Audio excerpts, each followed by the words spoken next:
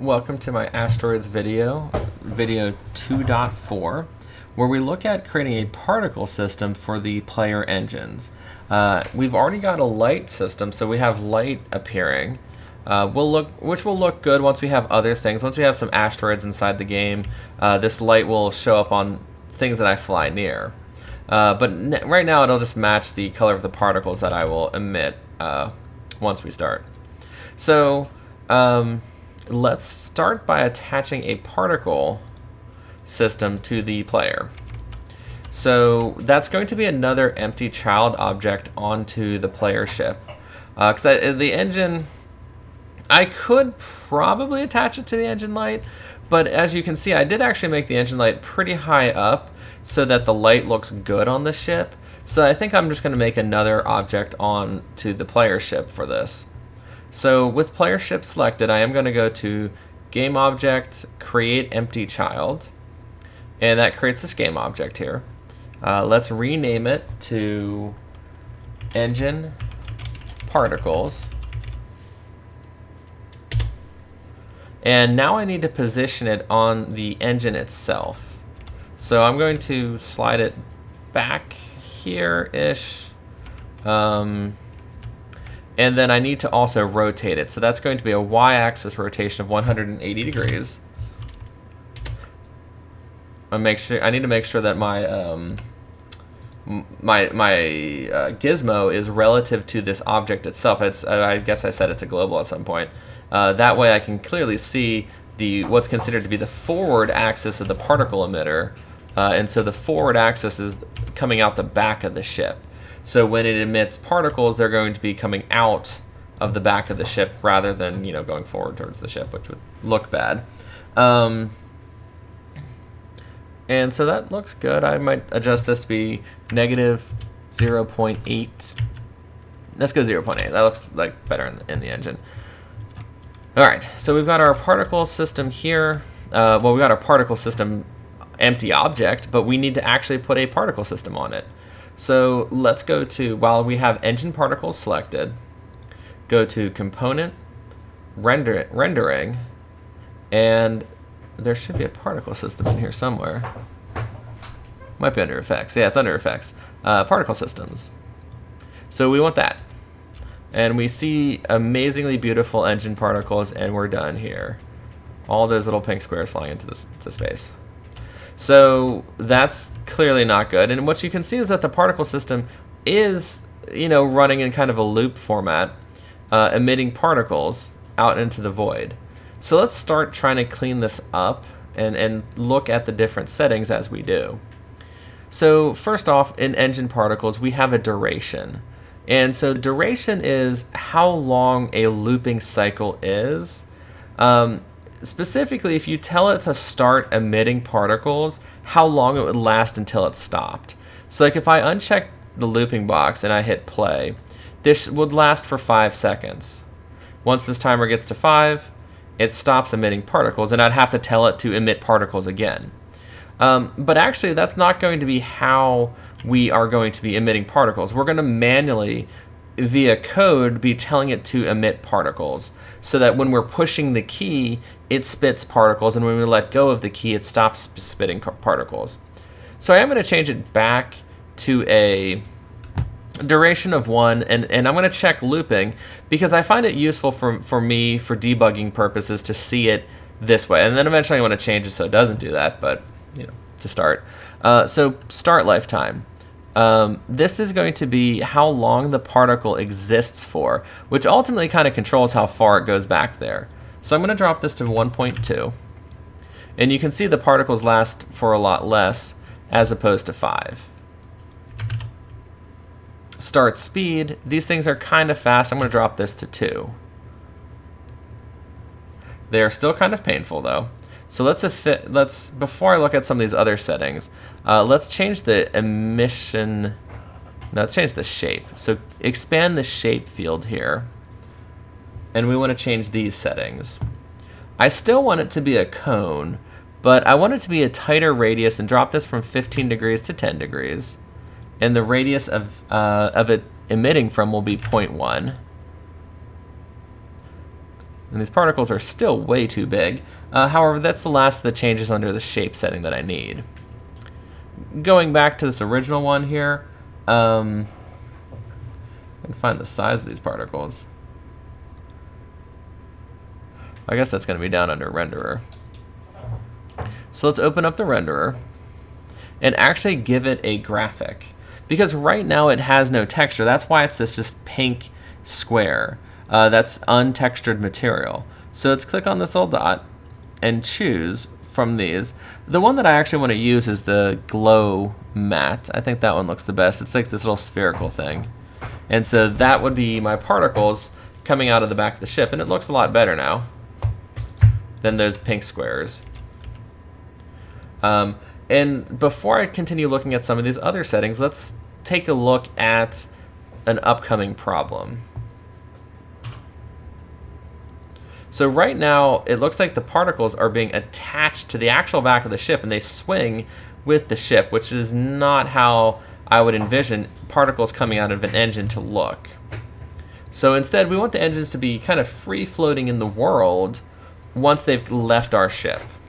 And so going back up to the top settings here under engine particles, we're going to want to look for, until we see the simulation space, it's right now set to local. We want to switch that to world. That means the particles will continue to exist in the world after I've moved. So you can kind of see they ignore the ship now. If I'm turning, the particle doesn't care. The particle is going in the direction that it was going in. And so there are no other settings here that we need to worry about. Most of these should be fine. Looking under the renderer, none of these settings should matter, but I could talk about some of the other ones that might. So being a billboard basically means that it's always facing you when you look at it, which is one of those hacky things for how to make particles work. No matter which direction the camera's looking at the particle from, it's always going to be the same. You're going to see the same image. So if I were to even like turn, it's always that same front that's staring at me. That's called billboarding. Other particle systems don't use billboarding, and Unity doesn't natively have those, but those tend to be more resource intensive. But one of the fun settings that we could take a look at is the color over lifetime. That would let us adjust the color of the particles as they exist out the back of the ship. So let's check that box to use it. And then if we click on this, it will open up what's called the gradient editor. And so from there, we can begin to tweak our particles. So let's start by giving them a blue color. So right here, I want this to be blue. And you can see that over time, they shift out to being white. So what this gradient editor lets us do additionally is we can adjust the settings on the top, like the alpha, so that we can make them more transparent over time, so they look like they fade out into nothing at that point. We can add more points just by clicking on either the top or bottom part of the gradient. So like if I wanted them to switch to kind of like a deeper blue along the way, I could choose that deeper blue. I can click up here to kind of keep the alpha still strong so it stays completely transparent and then it begins to fade out. So you can adjust these particles to kind of create whatever appearance you really want to strive for.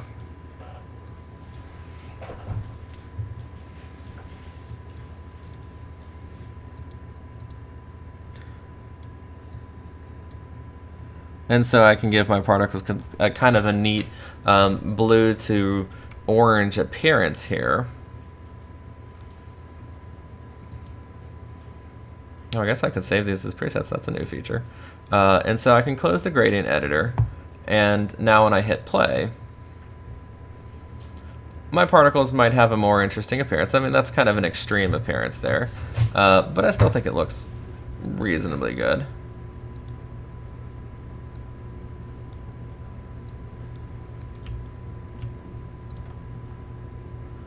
Maybe I need to have them And to get rid of one of these points, you can just drag it off.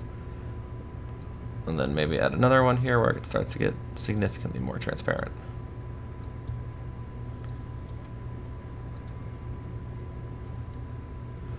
And so you can play with the colors until you get one that looks good for what you're trying to do.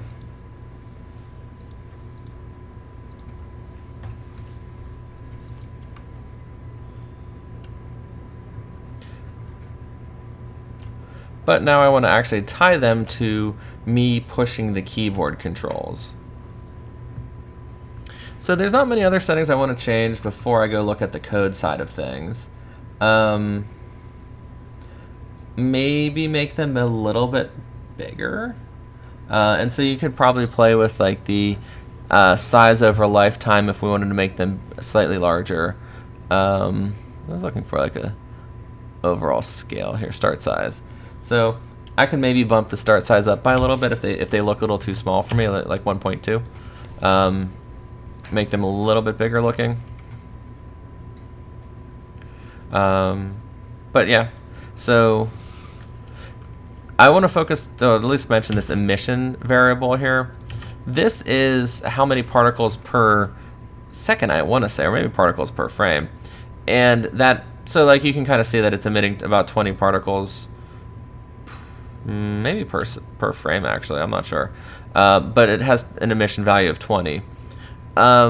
This we're not actually going to use for this specific purpose because I'm going to manually emit the particles.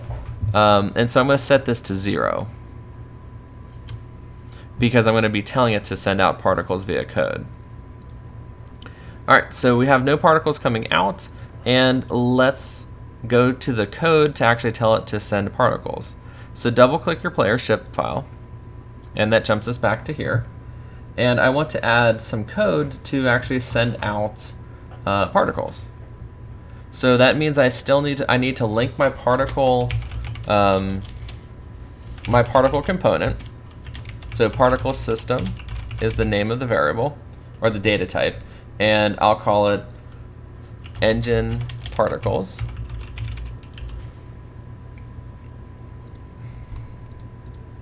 And then to control the rate of emission, I'm going to do a variable called last particle time.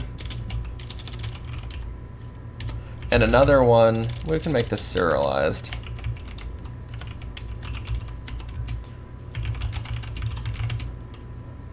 And we'll call this particle rate.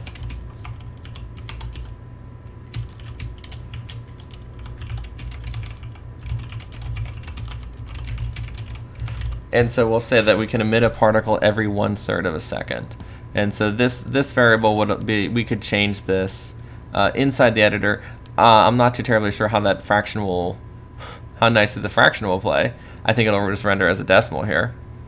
So particle rate looks like 0. Well, that may not be the best thing to serialize, so let's just not serialize that. So we've got two variables. We created a particle, last particle time, and a particle rate. And we've got a third thing for the particle system. So well, now we've got another component, so we need to bind that just the same. So we can say particle engine particles equals get component in child particle system. And again, you could still use the find technique to search for engine particles and link it that way. But this should work as well. And now we're going to go back to our input code. And so this is going to be something when we're pushing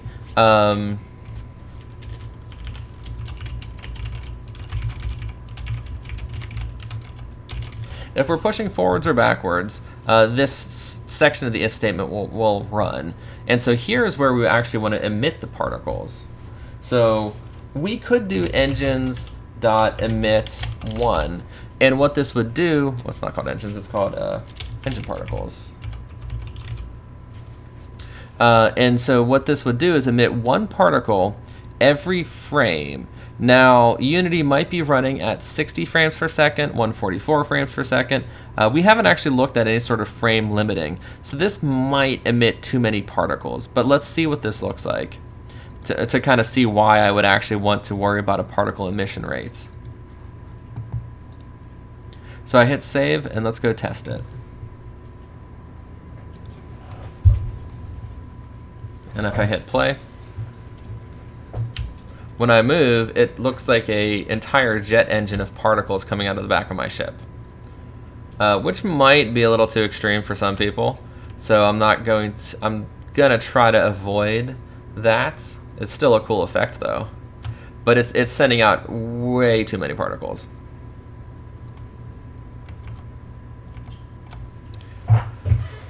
So let's do our particle rate variable. If, and this is a clever use of time. So time.time. Time.time is an interesting variable. And if you look at the description, it's basically the time at the beginning of the frame since the runtime of the game. So it's measured in seconds. So when the game first starts, time.time is 0. After 1 second, time.time is 1. So it's how we can track how much game time has elapsed. If you pause the game by setting the time scale to 0, this actually will not elapse.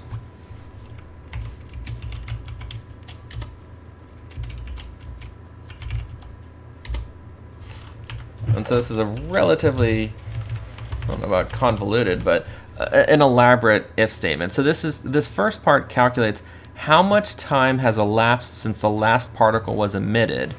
And if that time is greater than the particle rate, then emit the particle. So like, let's say particle rate right now is 1/3 of a second. And so if this is greater than 1/3 of a second, that means we haven't emitted a particle within the time that we want to, so to send out a particle. If it's less than it, then it won't emit a particle. So it kind of caps the rate of emission of particles to whatever proportion we put here. And so that is a little bit odd of an if statement.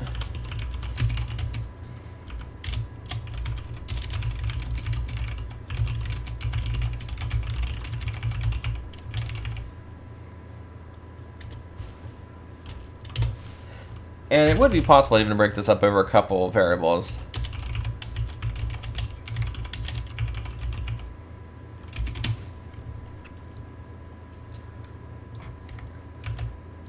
To make it easier to read or understand.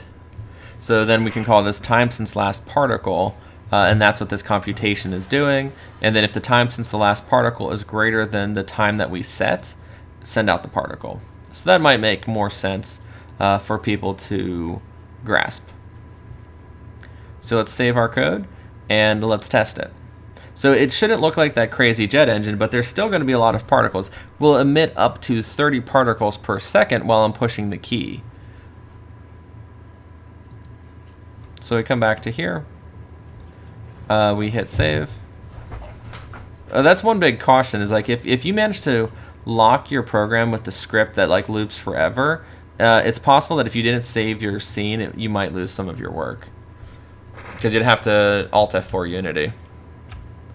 Oh, that's a little much of the particles there. Oh, I have made a classic computer science blunder. This is integer division. So I need to switch this to floating point division. So it was turning into 0 regardless of what I set it to, because 1 divided by 30 with integers is 0. So maybe we could re-enable serializing field.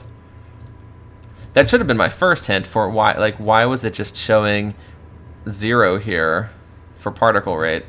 And I'm still kind of cautious about what's going on with this, but it should work.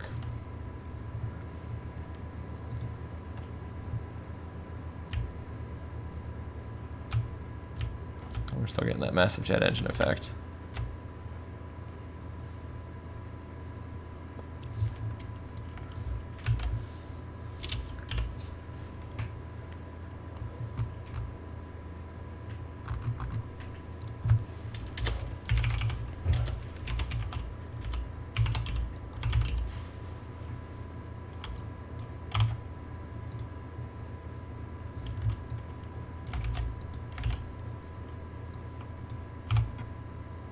So let's try to drop it to 20 and do this computation here.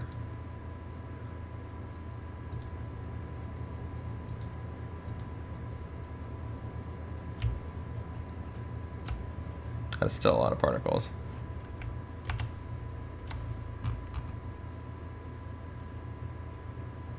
Oh, I see the problem. We're actually not... we're not updating the particle time. So once I emit the particle, I need to update this last particle time right after I emit it.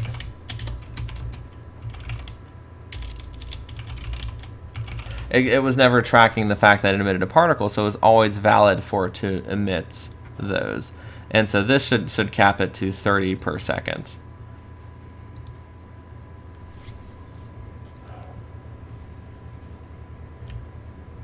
And so now we can see that this is actually doing 30 particles per second instead of what other crazy value it was doing. And so if it's still too jagged of particle emissions there, you can still tighten the radius of the cone of emission that it's sending them out. Like if that looks like it's too kind of random and jittery, we can still shrink this angle to maybe like 5, and then the particle should have less kind of variation to it. And we can see that they look a little bit more kind of consistent where they're coming out. But those could just be values to play with until you get an appearance that you think looks good for the particle system.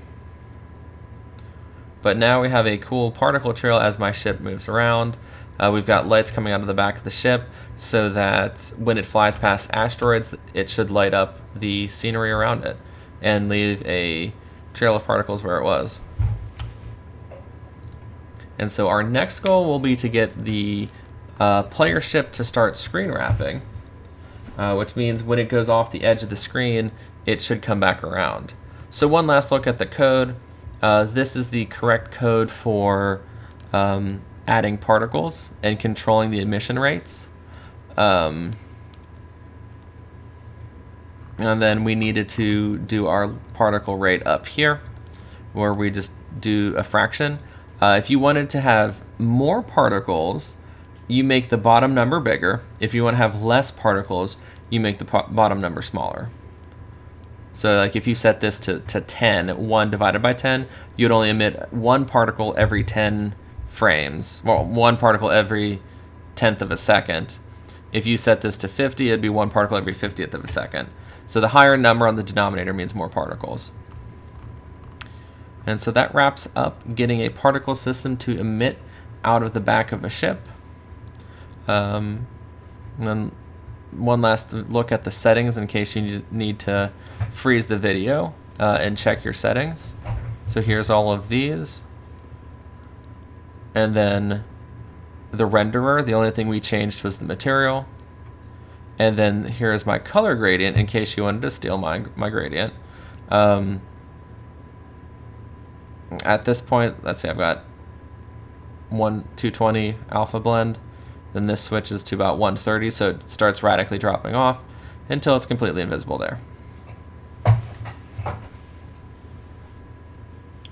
So thank you for watching, and good luck with your particle systems.